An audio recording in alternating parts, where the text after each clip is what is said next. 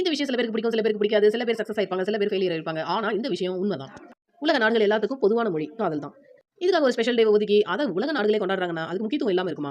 இந்த வேலண்டைன்ஸ் டே பத்தி ஒரு சின்ன ரீகேப். கிமு 270ல கிளாடியஸ் ஆட்சி முறையில போது அவரோட வீரர்கள் திருமணம் புரியறத அவர் எதிர்த்தாரு. ஏன்னா வீரர்கள் தனியாளா இருந்தா தான் அதிகமா திறமையாகவும் அதே சமயம் பலமாவும் போயிடுவாங்கன்னு அவர் நினைச்சாரு. ஆனா இது பிஷப் வேலண்டைன் எதிர்த்து அவர் பல பேருக்கு சீக்கிரட்டா மேரேஜ் பண்ணி வச்சாரு. இது தெரிஞ்சிட்ட மன்னர் அவர் ஜெயில போட்டாரு, மரண தண்டனை கொடுத்தாரு. பிப்ரவரி 14 அன்னைக்கு தான் அது நிறைவேற்றப்பட்டது. அவர் இறக்கறதுக்கு முன்னாடி ஒரு லவ் லெட்டர் எழுதினாரு. அதுல உனக்காக வேலண்டைன் அப்படின்னு எழுதினாரு.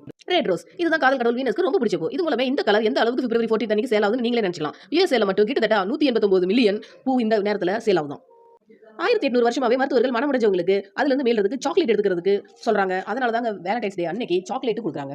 ஒருவேளை உங்களுக்கு லவர் இல்லைன்னு மனம் முடிஞ்சு போயிடாதீங்க, சாக்லேட் சாப்பிட்டு தேத்திக்கோங்க. இங்கிலாந்து மன்னர் ஹென்றி 4 ஆட்சி காலத்துல எல்லாம் பிப்ரவரி 14 தேசிய விடுமுறையா அறிவிக்கப்படல. ஆனா இப்போ அது நேஷனல் ஹாலிடே. இது ஸ்வீடன் நாட்டுல அனைத்து இதயங்களின் தினம் சொல்றாங்க. போர்ச்சுகல்ல பாய் ஃப்ரெண்ட் அண்ட் கேர்ள் ஃப்ரெண்ட் டே சொல்றாங்க. ஸ்பெயின்ல செயின்ட் வேலண்டைன்ஸ் டே சொல்றாங்க. நீங்க எப்படி கொண்டாடுவீங்கன்னு கமெண்ட்ல சொல்லுங்க. உங்க எல்லாத்துக்கும் காதலர் தின நல்வாழ்த்துக்கள்.